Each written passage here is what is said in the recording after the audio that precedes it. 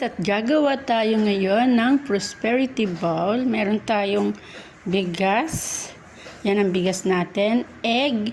12 pieces na egg. Ayan guys. Sariwang sariwa. And then, magbibilot tayo ng tigwa 1,000 na money. At may red tayong ribbon. And then, may coins chocolate.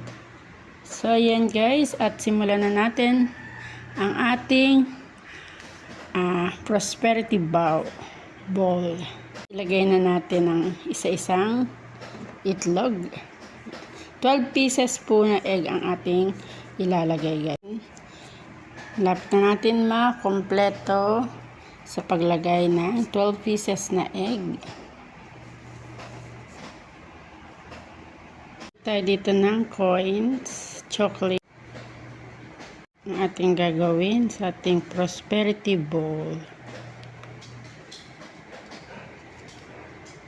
At binibilot-bilot muna po natin ang ating ilalagay. Yan.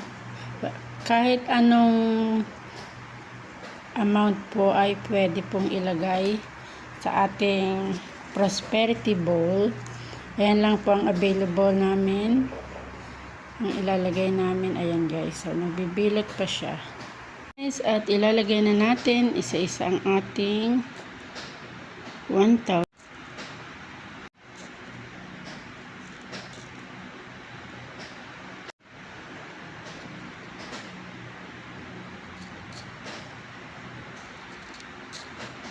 Ayan na nga guys ang ating prosperity bowl. Kompleto na po ang ating nailagay sa ating prosperity bowl.